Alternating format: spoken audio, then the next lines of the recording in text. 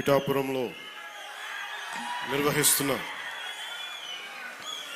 ముందస్తు పీఠికాపుర సంక్రాంతి మహోత్సవాలకి విచ్చేసిన సహచర మంత్రులు, గౌరవ శ్రీ నారాయణ గారికి, మున్సిపల్ పరిపాలన అర్బన్ శాఖ మంత్రివర్యులు, కాకినాడ జిల్లా ఇన్ఛార్జ్ మంత్రివర్యులు శ్రీ పొంగూరు నారాయణ గారికి మనస్ఫూర్తిగా మన పిఠాపురం ప్రజల తరపున మనస్ఫూర్తిగా వారికి ఆహ్వానం పలుకుతున్నాం. అలాగే గౌరవ పౌర సరఫరాల, ఆహారం, వినియోగదారుల వ్యవహారాల శాఖ మంత్రివర్యులు శ్రీ నాదెండ్ల మనోహర్ గారికి మనస్ఫూర్తిగా వారికి ఆహ్వానం పలుకుతున్నాం. మనోహర్ గారు జనసేన పార్టీ కష్టం వచ్చినా నష్టం వచ్చినా ఇబ్బందులు పడ్డా ఒక వెన్నుదన్నులాగా నిలబడిన నాయకులేదు. అలాగే రాష్ట్రం ప్రజానికం కష్టాల్లో ఉంటే ఏ సమస్యనైనా సరే ముందుండి నాకు వెన్నంటే ఉండి నాకు ధైర్యం ఇచ్చిన మనోహర్ గారికి మరో మనస్ఫూర్తిగా ఈ వేడుకకి హాజరైనందుకు మనస్ఫూర్తిగా వారికి ధన్యవాదాలు తెలుపుకున్నాను. ఆయన వాగ్దాటితోటి మంత్రముగ్ధుల్ని చేసే గౌరవ పర్యాటక సాంస్కృతిక సినిమాటోగ్రఫీ శాఖ మంత్రివర్యులు కందుల దుర్గేష్ గారికి మనస్ఫూర్తిగా హృదయపూర్వక నమస్కారం. వారిని ఒకటే అడిగాను, మన ఈ పిఠాపురం, మన పీఠికాపురం ఒక షోకేస్గా ఉండాలి. పర్యాటక శాఖ కంటే చాలా తక్కువ వ్యవధిలో దాదాపు ₹1 కోటి ఖర్చు పెట్టి ఇవన్నీ ఆర్గనైజ్ చేసినందుకు మనస్ఫూర్తిగా వారికి నా ధన్యవాదాలు. అలాగే ఆనం రామనారాయణ రెడ్డి గారు గౌరవ దేవాదాయ మరియు ధర్మాదాయ శాఖ మంత్రివర్యులు, వారికి కూడా రావాల్సి ఉంది. ఆయనకున్న పరిస్థితుల్లో రాలేకపోయారు. వారికి కూడా ముందు ఆమోదం తెలిపినందుకు రాలేకపోయిన పర్లేదు, కానీ వారికి మనస్ఫూర్తిగా నా హృదయపూర్వక నమస్కారం. పిఠాపురంలో నేను లేకపోయినా, ఎక్కువ రోజులు లేకపోయినా కానీ నా తరపున పనిచేస్తున్న పార్టీ తరపున ఉంటున్న గౌరవ శాసన మండలి సభ్యులు, ప్రభుత్వ శ్రీ పిడుగు హరిప్రసాద్ గారికి మనస్ఫూర్తిగా నా నమస్కారాలు.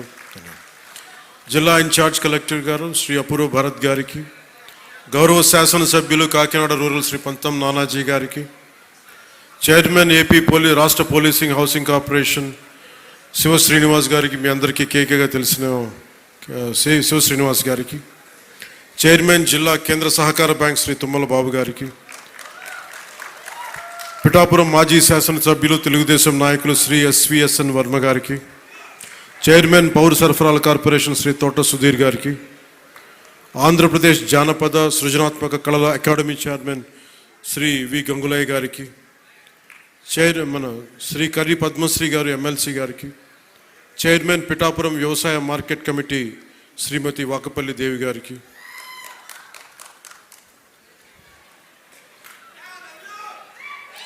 Chairman Godavari eastern delta project Shri Muralishetti Sunil గారికి, బీజేపీ పిఠాపురం ఇన్ఛార్జ్ బుర్రా మురళీకృష్ణరాజు గారికి. ఆయన ఒకసారి బీజేపీన జనసేన కూడా నాకు అర్థం కాదు, అంత ప్రేమ చూపిస్తారు, అంత నిలబడతారు. సో వారికి నా మనస్ఫూర్తిగా నమస్కారాలు. నేను చాలామందిని ఆహ్వానించాను. చాలామంది గతంలో పిఠాపురంలో మన ఎలక్షన్ సమయంలో జనసేన విజయాన్ని కృషి చేసిన చాలామంది సినిమా ప్రముఖుల్లో చాలామందిని ఆహ్వానించి మొదటి రోజుగా హైపర్ ఆది గారిని, మాట బాగుంటుంది కదా, అందరూ కామెడీ హ్యూమర్ అనుకుంటారు, మాట చాలా విట్టు ఉంటుంది.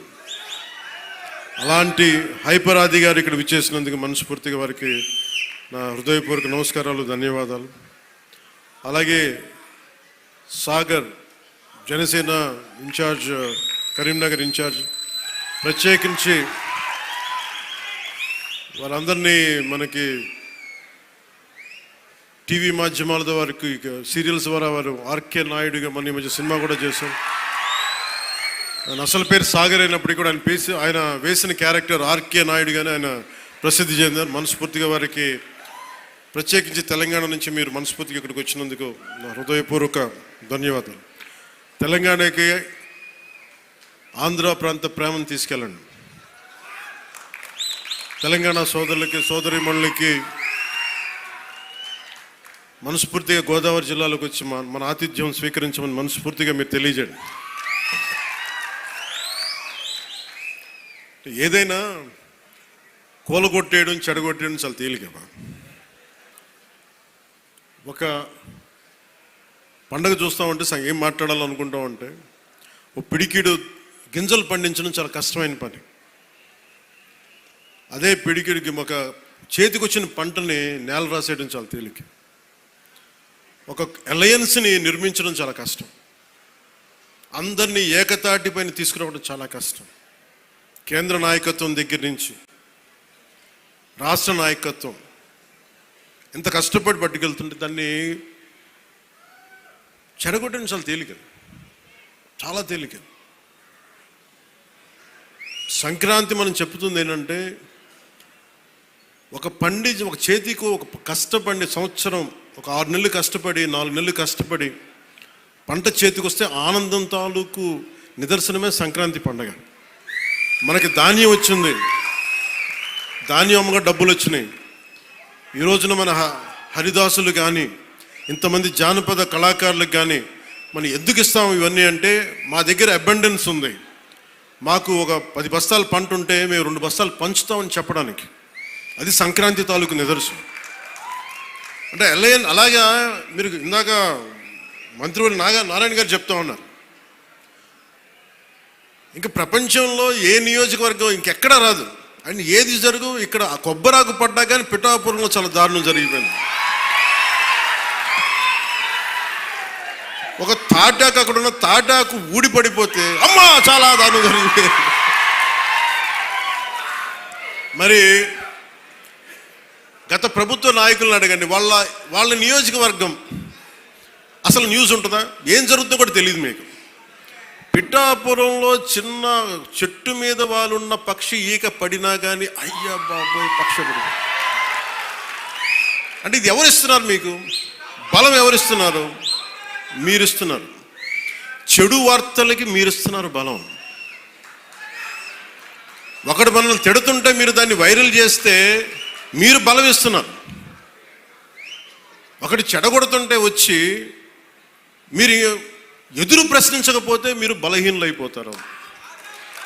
మీరు నాకు ఓట్లేస్తే సరిపోదు అని ఎందుకు చెప్తున్నాను, 5 సంవత్సరాల పిఠాపురంలో గత ప్రభుత్వంలో ఒక్కసారి మీరు ప్రతి ఒక్కరు, మేధావులు చాలామంది ఉన్నారు, పత్రికేయులు ఉన్నారు, చాలామంది విభిన్నమైన పార్టీల నాయకులు ఉన్నారు. ఈ గత 5 సంవత్సరాల కాలంలో ఎన్ని కోట్లు ఖర్చు పెట్టారో ఒకసారి అడగమని చెప్పాను. నువ్వు పేరంటాలకి రాలేదు, పబ్బాలకి రాలేదంటే,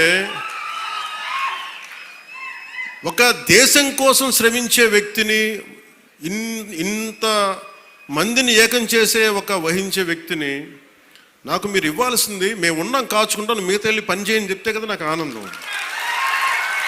అలా కాకుండా వచ్చి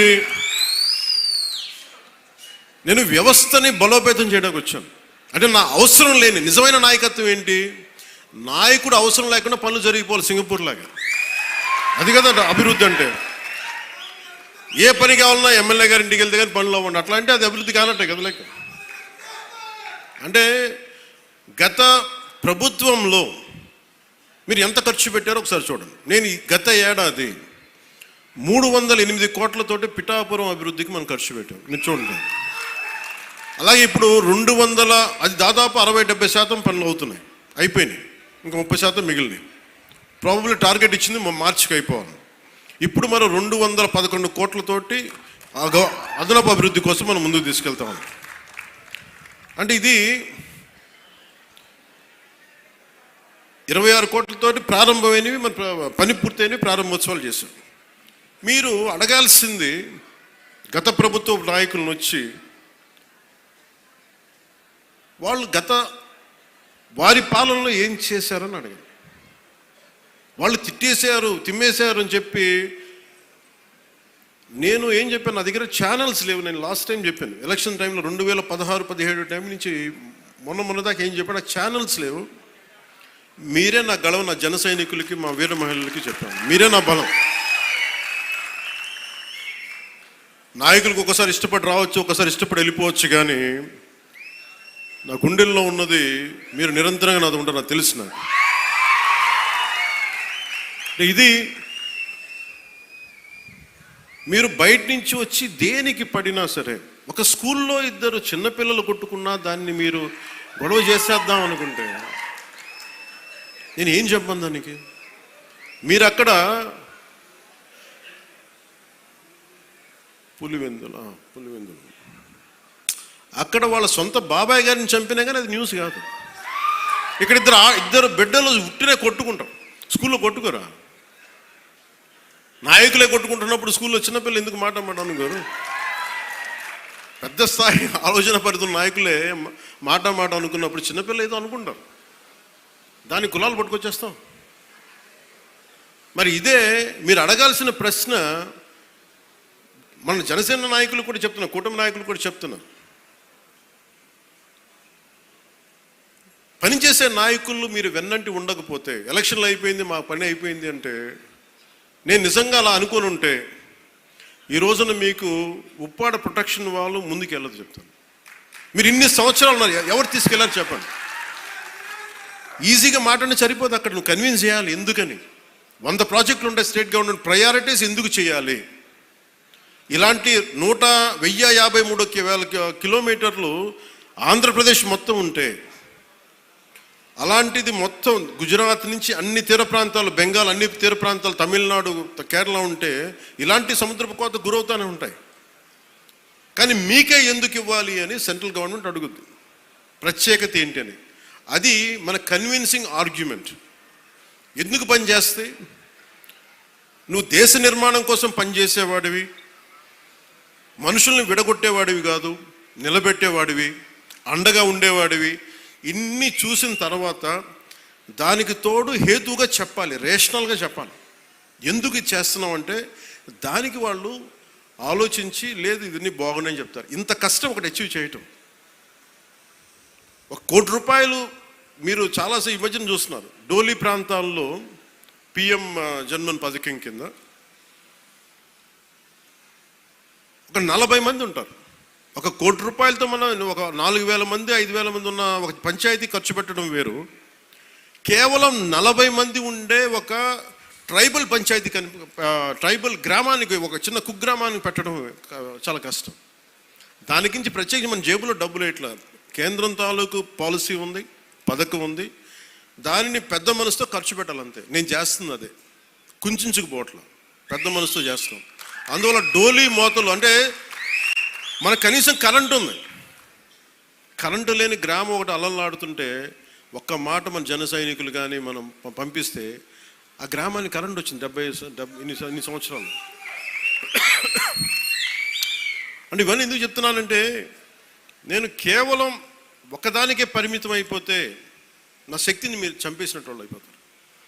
నాలాంటి వాడు మీరు ఎంత బలం ఇస్తే, బయట ప్రాంతాల నుంచి వచ్చి అసలు నన్ను ఏం చేశారు లాస్ట్ టైం, మా జిల్లాల్లోకి వస్తే, మా ప్రాంతాల్లోకి వస్తే మేము అడుగు పెట్టాం, మా నియోజకవర్గాల్లోకి వస్తే చాలా నాకు చెప్పి వాళ్ళు మటుకు నేను ఎంచుకున్న నియోజకవర్గానికి వచ్చి మొత్తం వ్యతిరేకంగా చేశారు.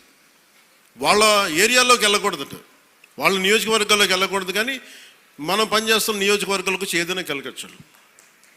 అంటే వాళ్ళకి అర్థం కాదు ఏంటంటే, నేను సన్నగా కనిపిస్తానో మెత్తగా కనిపిస్తానో నాకు తెలియదు, కానీ నా గట్టిదనం వాళ్ళకి తెలియదు. అంటే మీరు మొండి పట్టు పడితే, మీరు గొడవ పెట్టుకోవాలనుకుంటే నేను సంసిద్ధంగా ఉన్నాను, ఎప్పుడైనా గొడవ పెట్టుకున్నాను. దానికి నా దగ్గర కొదవ లేదు, ఆ శక్తి కొదవ లేదు. కానీ ఏంటంటే యుద్ధం ఎందుకు భరిస్తాడు, ఎవడన్నా తిడతా ఉంటే బలం ఉన్నోడు భరిస్తాడు, బలహీనుడే ఎదురు తిరుగుతాడు. నేను ఎప్పుడన్నా సరే నా వ్యక్తిగతంగా నేను ఎప్పుడు గొడవ పెట్టుకోను. వ్యవస్థ కోసం ఇబ్బందులు అయినప్పుడు నాకేంటి, గత ప్రభుత్వం అద్భుతంగా పనిచేస్తే నాకు ఎందుకు అవసరం ఏముంది, అసలు పాలిటిక్స్ రావాల్సిన అవసరమే లేదు.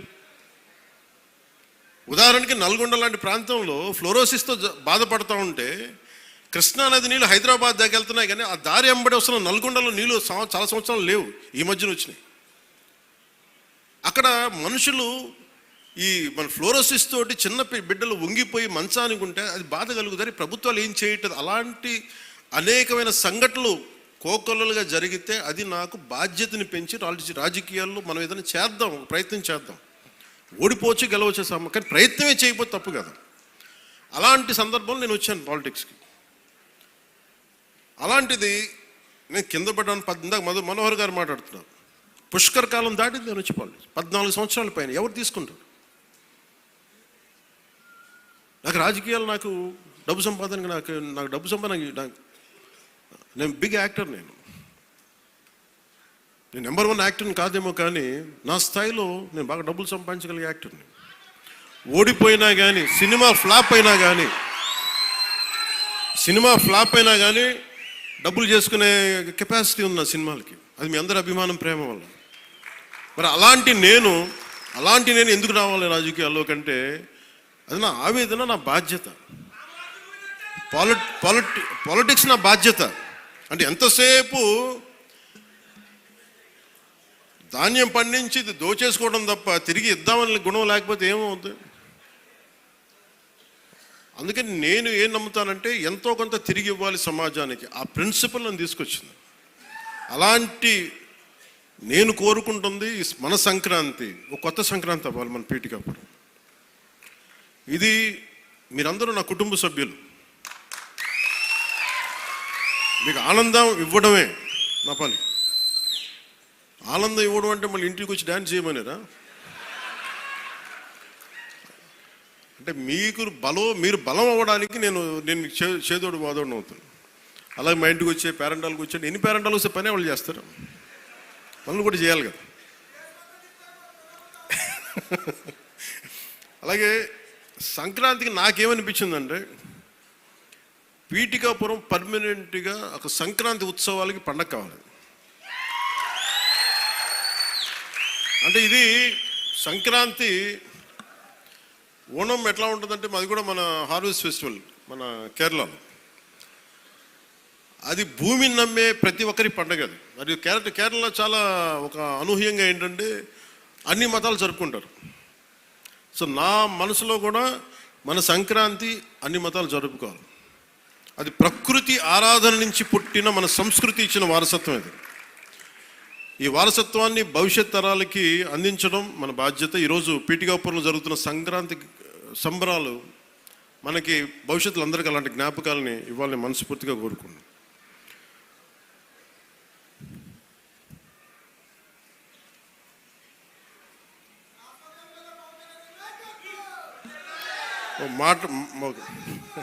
అలాగే సంక్రాంతి అనగానే నేను మెయిన్గా ఎందుకు చాలా నాకు అనిపించిందంటే గోదావరి జిల్లాలండి, కోడిపందాలండి, జోదాలండి, సంక్రాంతి తాలూకు అంటే సంక్రాంతి అంటే కోడిపందాలు, జోదాలు, పేకాట. ఓకే, నేను సరదా, నేను అదేం కాదంటలేదు, చేసేవాళ్ళని చేసుకోమని చెప్పి నాకు ఇబ్బంది లేదు. కానీ అంటే నేను తెలంగాణ స్నేహితులు కూడా చెప్తా ఉంటాను. హైదరాబాద్ నేనే ఇంట్లో ఉంటే, నేను హైదరాబాద్లో ఉంటే ఇప్పుడు 10 years బ్యాక్ మేము ఎక్కడికి వెళ్తా అంటే మేము భీమవరం వెళ్ళిపోతా ఉండే, లేదంటే మేము తూర్పుగోదావరి వెళ్ళిపోతాం. దేనికి అంటే మేము అక్కడ ఈ కోడి పందాలకి ఎంత డబ్బులు వేస్తారన్న తెలియదు కూడా తెలియదు. నాకు అప్పుడు అర్థమైంది. అంటే నేను అనేది సంక్రాంతి అంటే కేవలం కోడి పందాలు, పేకాట, జూదం దగ్గరికి పరిమితం అయిపోతే రాంగ్ ఇండికేషన్ వెళ్తుంది సొసైటీకి. ఇంకెక్కడ వినం మనం. అది మార్పు రావాలి అంటే, ఎందుకంటే మన సంస్కృతిని మనల్ని దేనికైతే అసలు మూలం ఎట్లా ప్రారంభం అది మర్చిపోయాం అనుకోండి, మర్చిపోతే అది దారి తప్పేస్తాం. అప్పుడు మీకు మెకాలే చెప్పినట్టుగా ఒకరిని దెబ్బ కొట్టాలి, ఒకరిని సంస్కృతిని, దేశాన్ని వైపౌట్ చేయాలంటే ముందు వాళ్ళ సంస్కృతిని చంపేయడం. సో ఇది సంస్కృతి మూలాల్ని పరిరక్షించడానికి, మర్చిపోకూడదని చెప్పడానికే ఈ వేడుక ఈ రోజున పీఠిక. ఇది మొత్తం రాష్ట్రంలో ప్రతి నియోజకవర్గంలో ఇది అవ్వాలి. ఇది మనకి గోదావరి జిల్లాలో సంక్రాంతిని కోడి పందాలు ₹1,00,00,000 చేతులు మారుతాయి అనే మాట పోవాలి. సంక్రాంతి నుంచి భోగి మంటల్లో కలిపేయాలి. సరదాగా చేసుకుంటారో ఏం చేసుకుంటారో అది వేరే, కానీ అది మట్టుకు ప్రత్యేకంగా కనిపించకూడదు. ఇది ఆప్యాయతానురాగాల గురించి, పంచే మనస్తత్వం గురించి చెప్పుకోవాలి. ఇందాక మనం చూసిన హరిదాసు కీర్తనల గురించి చెప్పుకోవాలి. గరగ నృత్యాలు, గంగిరెద్దులాటలు, కోలాటలు, భజనల గురించి చెప్పుకోవాలి. అలాగే నవతరానికి మన సాంప్రదాయాల విలువల గురించి, కళారూపాలు, సృజనాత్మక ప్రక్రియల గురించి తెలియాలి.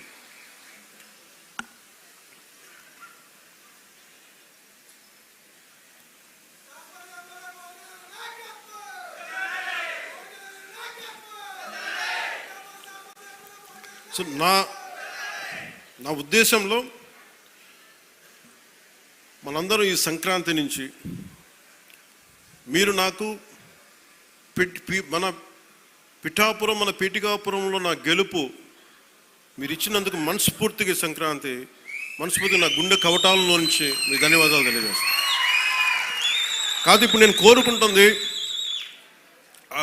బ్రిడ్జ్ ఇబ్బంది, అక్కడ ట్రైన్ వెళ్తా ఉంది, బ్రిడ్జ్ ఓవర్ బ్రిడ్జ్ కావాలన్నా దాని గురించి కూడా మాట్లాడుతున్నాం. అలాగే ఉప్పాడ తీర ప్రాంత రక్షణ నేను మాటిచ్చాను మత్స్యకారు సోదరులకి నిలబడతానని, దానికి అనుగుణంగా ప్రణాళిక మొదలుపెట్టాం. అలాగే ప్రతి ఒక్క పారిశ్రామికవేత్తలు అందరితో కలిసి పిఠాపురం అభివృద్ధిలో భాగస్వామ్యులుగా అమ్మని చెప్తున్నాం. నేను మీ నుంచి కోరుకుంటుంది, ఇది భారతదేశానికి చాలా కీలకమే. పీఠికాపురం శక్తిపీఠం, శ్రీపాద శ్రీవల్లభుడు వెలిసింది. ఇక్కడ వారి ఆధ్యాత్మికంగా వాళ్ళు ఎంచుకున్నారు. ఇది నేను నిజంగా చెప్పాలి, నేను రాజకీయాల్లోకి రావాలనుకోలే, సినిమాల్లోకి రావాలనుకోలే, పోటీ చేయాలనుకోలే. అలాంటిది పిఠాపురంలో రావాలని అసలు ఏమనుకోలేదు. అది భగవంతుడి సంకల్పం, నేను తీసుకురాబడ్డాను ఇక్కడికి, గురువుల సంకల్పం. సో నేను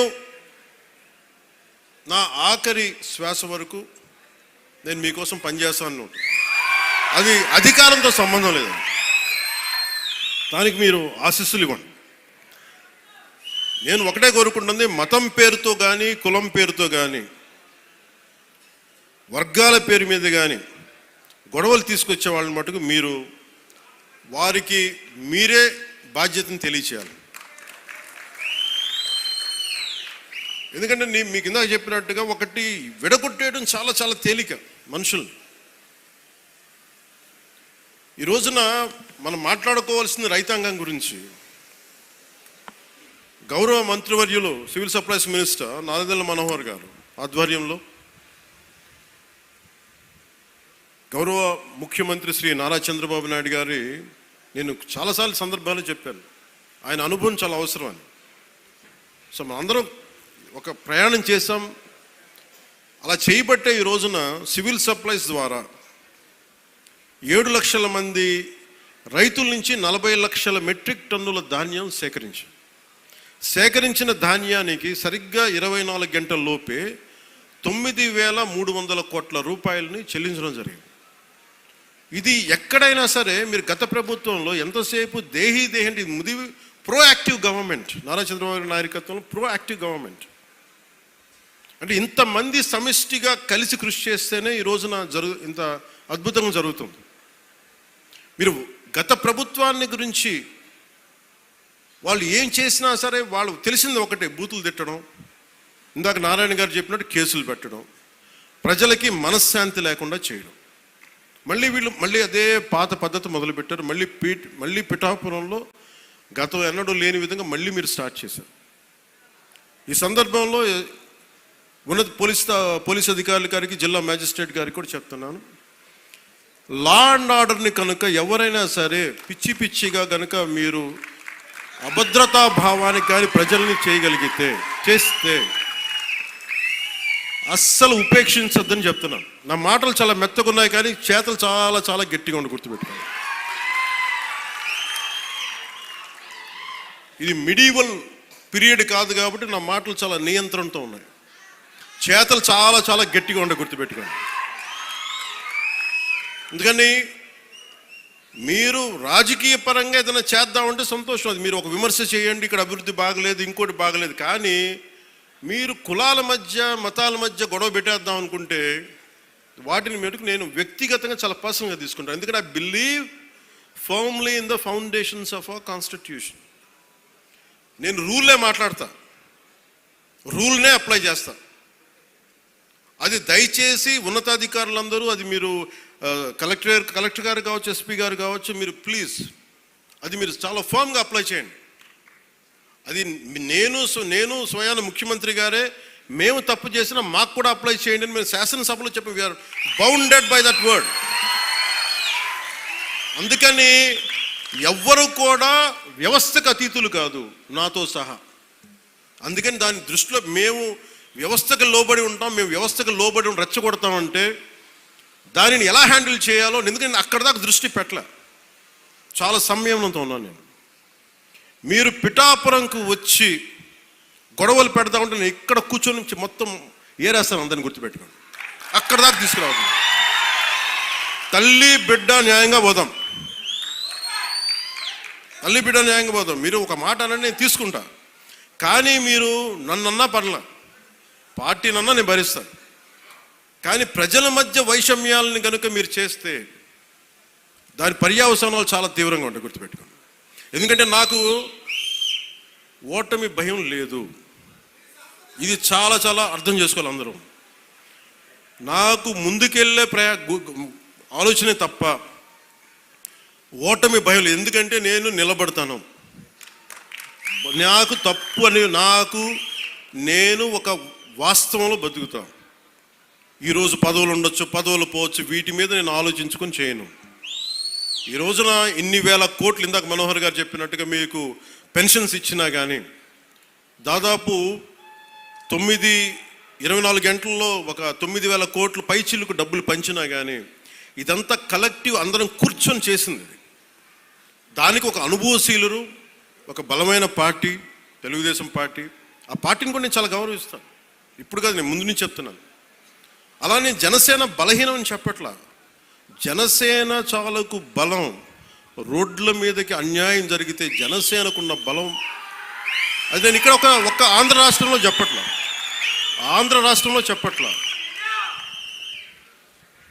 నా సిద్ధాంతాల్ని, జనసేన సిద్ధాంతాలు నమ్మేవాళ్ళు ఊరికి 10 మంది ఉన్నా వాళ్ళు 1000 మందితో గొడవ పెట్టుకుంటారు. అది జనసేన.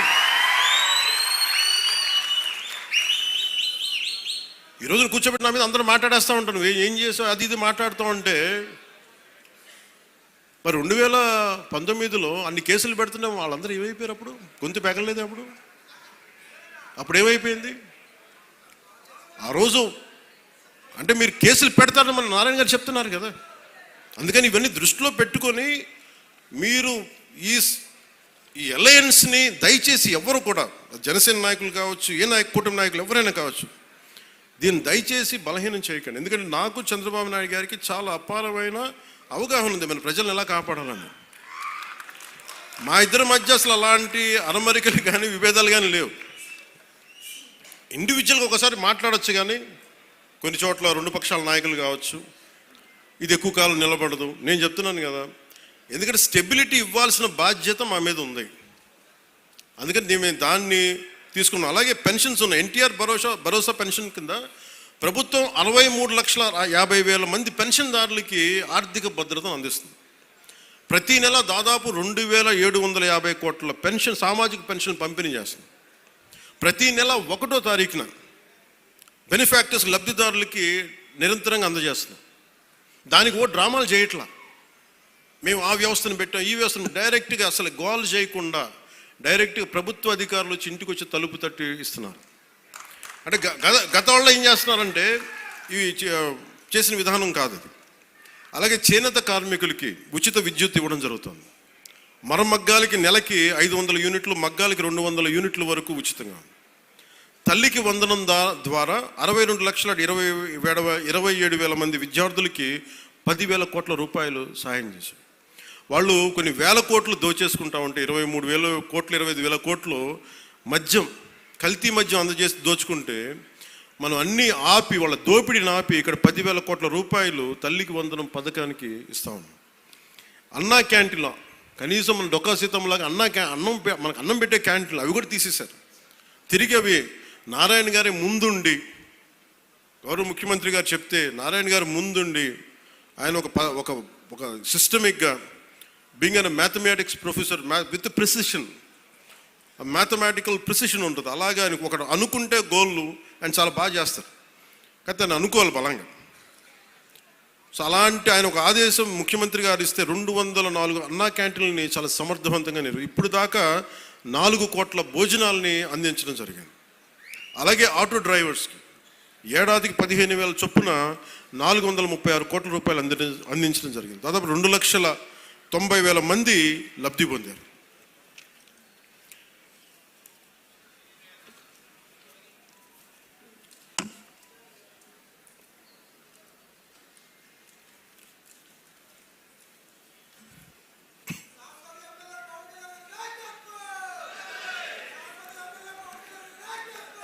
అలాగే ప్రత్యేకించి పిఠాపురానికి సంబంధించి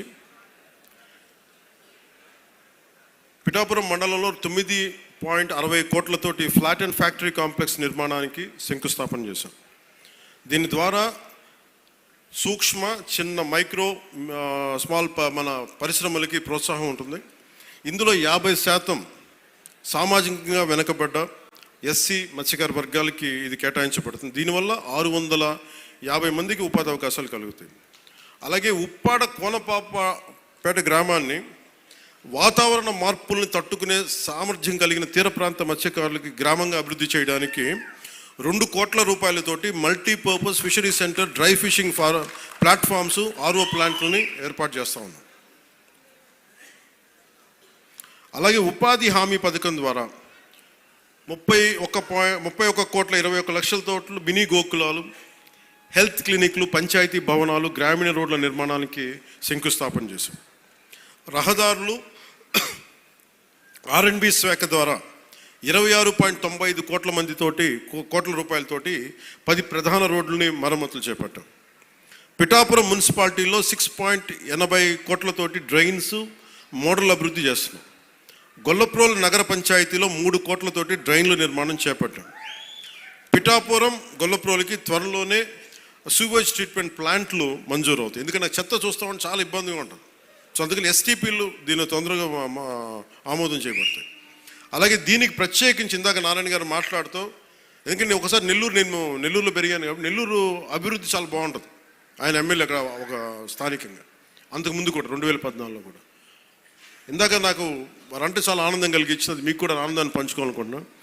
నేను నెల్లూరుని ఎలాగ అభివృద్ధి నేను నా హయాంలో చేశామో, పిఠాపురం, గొల్లప్రోలు ఈ మండలాలని, ఈ మున్సిపాలిటీలని అంత సమర్థవంతంగా అభివృద్ధి చేసే బాధ్యత నేను తీసుకుంటాను. ఒకసారి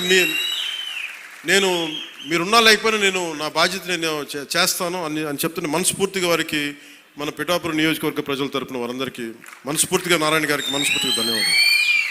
అలాగే కామన్ గుడ్ ఫండ్స్ ద్వారా 14 కోట్లతోటి పిఠాపురంలోని 20 దేవాలయాల అభివృద్ధి పనులకి శంకుస్థాపన చేశాం. ఈ పనులకి నిధులు మంజూరు చేసిన ఆనం రామనారాయణ రెడ్డి గారికి మనస్ఫూర్తిగా నా కృతజ్ఞతలు. అలాగే శాస్కీ ఫండ్స్ ద్వారా గత కాలంలో గత ప్రభుత్వంలో రోడ్లు అనేది ఇబ్బంది అవుతూ ఉంది.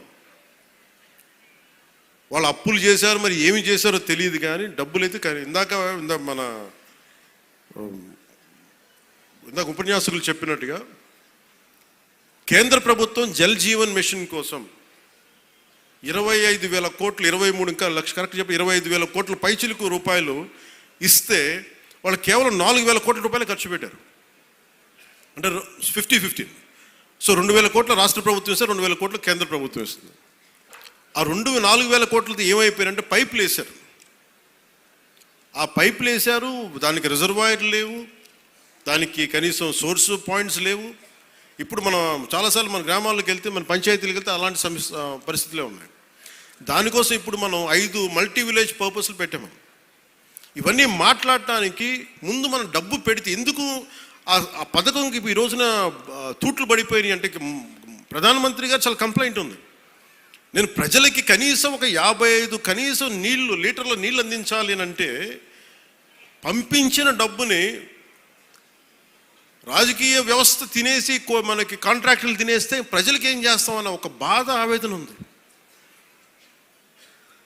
సో వారికి మేము వెళ్ళి కన్విన్స్ చేసి ఇంత కావాలి అంటే తిరిగి మన చెప్పిన విధానమో లేదంటే మన కమిట్మెంటో నారా చంద్రబాబు నాయుడు గారి అనుభవం అన్నీ కలిపి మీ అందరి కృషి మనస్ఫూర్తిగా మళ్ళీ ఒక దాదాపు 24,000 కోట్ల రూపాయలు మంజూరు చేశారు ఈరోజు. దానివల్ల మనం ఈ మల్టీ విలేజ్ పర్పస్ మన ఈ స్కీమ్స్ రన్ చేయగలుగుతున్నాం. అంటే పట్టణాల్లో కానీ గ్రామాల్లో కానీ మన మౌలిక వసతులు మెరుగుపరచాలని అభివృద్ధితో ఈ పనులు చేస్తూ ఉన్నాం. అలాగే పిఠాపురం మున్సిపాలిటీలో గత 6 నెలల్లో 4 కోట్లతో పూర్తయిన అభివృద్ధి పనులని, అలాగే గొల్లప్రోలు నగర పంచాయతీలు 80 లక్షలతో పూర్తయిన పనులని ఈ రోజున మనం ప్రారంభించాం. గ్రామీణ ప్రాంతాల రోడ్ల పరిస్థితి మెరుగుపడాలనే ఉద్దేశంతో ఉపాధి హామీ పథకం ద్వారా 12.45 కోట్ల రూపాయలతో 41 గ్రామీణ రోడ్లని ప్రారంభించాం. అలాగే రాబోయే వేసవిలో విద్యుత్ ఇబ్బందులు లేకుండా పిఠాపురం పట్టణంలో 2.95 కోట్లతో నిర్మించిన 33/11 kV ఎలక్ట్రిక్ సబ్స్టేషన్ని నేడు ప్రారంభించాం. గతంలో శంకుస్థాపన చేసిన పిఠాపురం పశువుల సంత ఆధునీకరణ పనులని 1,35,00,000తోటి పూర్తి చేసి ఈరోజు ప్రజలకి అందుబాటులో తీసుకొచ్చాం. వరదల సమయంలో రాకపోకలకి ఇబ్బంది ఉంటే నేనే వెళ్ళాను కూర్చొని కొనసారి గొల్లప్రోలు నగర పంచాయతీల హౌసింగ్ కాలనీలో.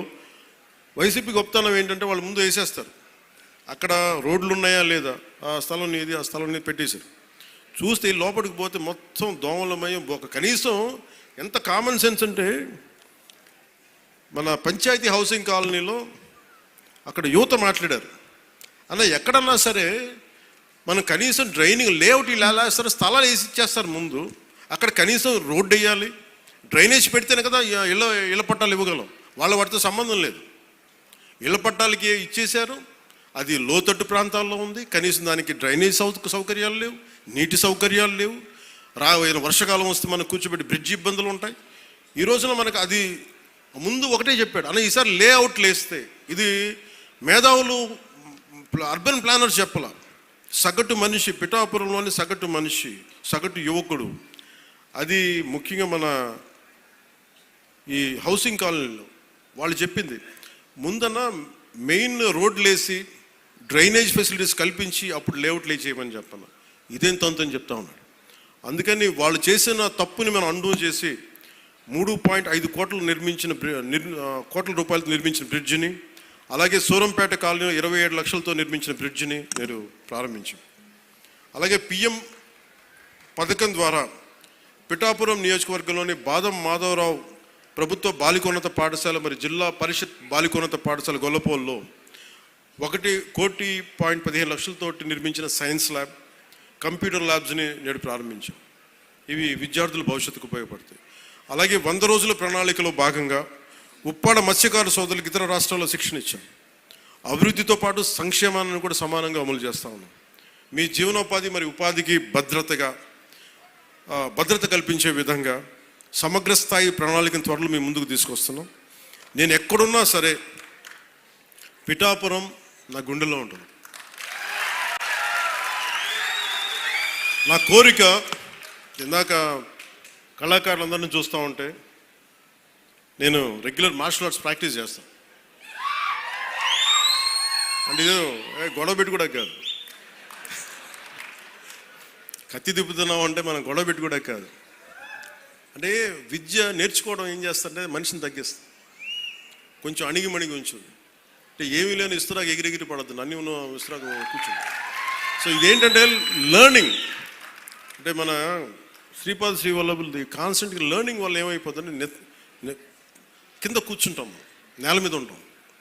సో నాకేమనిపించిందంటే, నాకు 2 అనిపించింది. ఈ 2 చెప్పి నేను ముగిస్తాను. ఒకటి పార్టీ పరంగా చెప్తాను, మిగతా అభివృద్ధి పరంగా ఏం చెప్పాలో చెప్తాను. పార్టీ పరంగా ఇది శ్రీపాద వల్లభుడు, నేను ప్రార్థించే లలితాదేవి, వారి ఆశీస్సుల మూలంగా నేను ఇక్కడికి వచ్చాను. వారు ఎందుకంటే వారు లేకపోతే నేను ఇక్కడికి రాను. నేను ఎప్పుడు చాలా చిన్న వయసులో ఒక 18-16 ఏళ్ళప్పుడు 17-18 వయసులో అనుకుంటా శ్రీపాద శ్రీవల్లభుడు చరిత్ర చదువు. ఆయన ఎక్కడుంటారో కూడా తెలియదు, కానీ చాలా కాలం తెలంగాణలో ఉంటారని అనుకునేవాడు. తర్వాత నాకు అర్థమైంది ఆయన జన్మస్థలం ఇదని. సో అలాంటిది ఇక్కడికి వచ్చింది, నన్ను తీసుకురాబడ్డాను. తల్లి పురుహూతికాదేవి దీవెనలు, అందుకని ఇది నాకు స్పిరిచువల్గా, ఆధ్యాత్మికంగా నాకు చాలా కీలకమైంది ఇది. సో నేను ఇది రాజకీయంగా నేను చూడట్లేదు మన పిఠాపురాన్ని. నా స్పిరిచువల్ కనెక్షన్, నా ఆధ్యాత్మిక ఒక కనెక్ట్గా చూస్తున్నాను నేను. సో నేను మీకు ఈ అభివృద్ధి కానీ ఇవన్నీ కానీ by product. Politics is a by product of my spiritual journey. So అందుకని పిఠాపురం నాకు ఆశీస్సులు, గురువుల ఆశీస్సులతో ఇక్కడికి వచ్చాను నేను. అందుకని నా కోరిక దీన్ని ఒక మోడల్ నియోజకవర్గంగా తీర్చిదిద్దాను. దానికి పూర్తిగా నేను కృషి చేస్తాను. కానీ మీరు గుర్తుపెట్టుకోవాల్సింది, ఇంత పనులు చేస్తున్న వ్యక్తి మీద రాళ్ళేస్తారు, పండు ఉన్న చెట్టు మీద రాళ్ళేస్తారు. ఏమీ చేయనోడిని మోడివారి చెట్టుని ఏం అడుగుతారు? గత ప్రభుత్వం మోడివారిపోయిన ప్రభుత్వం, ఏమడిగినా ప్రయోజనం, పై కేసులు పెడతా ప్రభుత్వం. సో ఇప్పుడు ఏంటంటే పాపం ఒకసారి ముఖ్యమంత్రి గారు కూడా చూస్తూ ఉంటాను, ఆయనేమో చాలా డెమోక్రటిక్ వ్యక్తి. ఏదైనా చేద్దామంటే 100 ఆలోచించి సరే వద్దులే జాగ్రత్తగా ఉందాం, పోనీ కొంచెం నియంత్రణ పాటిద్దాం అనుకుంటారు. ఒకసారి నాకేమనిపిస్తుంటే ఒకసారి గట్టిగా ఉండాల్సిన అవసరం అనిపిస్తుంది. అని మరీ మెత్తదనం కూర్చోబెట్టి మరీ ప్రజాస్వామ్యం అంటే వాళ్ళు నెత్తి మీద ఎక్కి డ్యాన్స్ చేస్తున్నారు. గత ప్రభుత్వం అలవాట్లు అయిపోయి వాళ్ళకి. కానీ ఈసారి అంటే మీరు ఆలోచించండి, నా మాటల్ని మీరు విని మీరు అనలైజ్ చేయండి.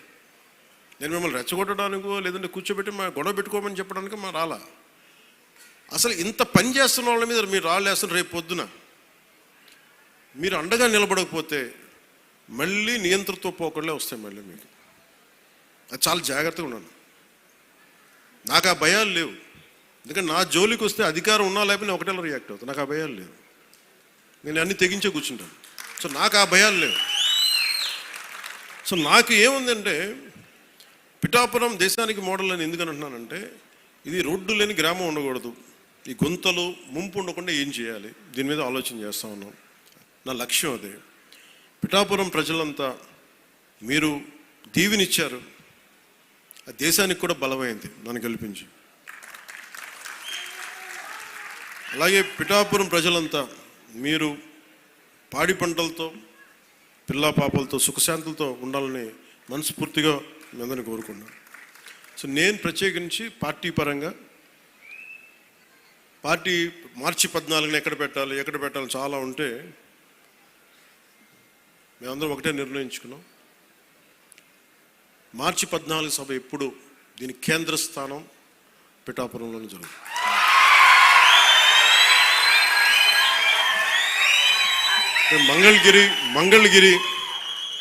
Mangalagiri party administrative headquarters అయితే Janasena ideological headquarters is Peethikapuram.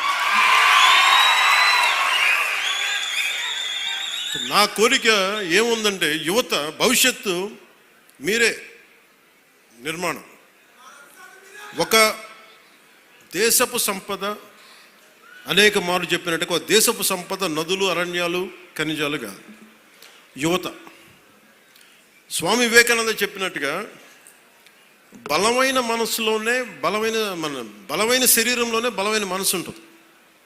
అందుకు శారీరక దృఢత్వం చాలా అవసరం. మీరు చూసారు గల్వాన్లో మన చైనాను ఇండియా బార్డర్లో ఫిజికల్గా తుపాకులు కొట్టుకోకూడదు కాబట్టి చేతులతో కొట్టుకున్నారు. అంటే శారీరక బలం చాలా అవసరం, దృఢత్వం. అంటే మనం ఎప్పుడైతే శారీరకంగా మానసికంగా బలంగా ఉంటామో ఇక్కడికి వచ్చి వేరు చేసే వ్యక్తుల్ని మనం దూరంగా పెట్టగలం. మన చూపు చూస్తే వెళ్ళిపోతారు ఎవడైనా సరే. అందుకని నా వ్యక్తిగతంగా నాకు యుద్ధ కళల మీద అమితమైన ఇష్టం. నేను ఒక్కడే నేర్చుకుంటే సరిపోతుంది. నేను పిఠాపురాన్ని ఇండియాలోనే అత్యున్నత ఉన్నతమైన మార్షల్ ఆర్ట్స్ అకాడమీ, యుద్ధ కళల ఒక అకాడమీని నేను పెట్టాలని నేను నిర్ణయం తీసుకున్నాను. కాదు ఇప్పుడు ప్రారంభించే దానికి మొత్తం ప్లానింగ్ అంతా. ఎందుకంటే మీకు ఇంటిగ్రేటెడ్ మార్షల్ ఆర్ట్స్ ఉండాలి, దాంతోపాటు ఫైన్ ఆర్ట్స్. ఇందాక మనకి గరగ కళాకారులు కానీ ఇది అంతరించిపోతున్న కళలు ఇవన్నీ. ఇలాంటి కళలను కూడా ఫైన్ ఆర్ట్స్ అండ్ మార్షల్ ఆర్ట్స్ని రెండు చేసే ఒక అకాడమీని పిఠాపురంలో నేను స్వయంగా ఇట్స్ కంప్లీట్లీ ఇది నా ట్రస్ట్ ద్వారా చేద్దాం నా కోరిక. సో దానికి నేను సో ఈ రెండు నిర్ణయాలు మీకు చెప్పి కొత్త సంవత్సరంలో మీకు అండగా ఉంటానని తెలియజేసుకుంటూ, మరోమారు నా అన్నదమ్ములకి, నా కుటుంబానికి, మా ఆడపడుచులకి, మా జన సైనికులకి, మా జనసేన నాయకులకి, వేదిక పైన ఆశీలైన ప్రముఖులకి, జిల్లా ఉన్నతాధికారులకి, అధికార వర్గాన్ని అందరికీ ప్రత్యేకించిన సంక్రాంతి శుభాకాంక్షలు తెలియజేసుకుని సెలవు తీసుకున్నాను. జై భారత్, జై హింద్. ధన్యవాదములు సార్. మన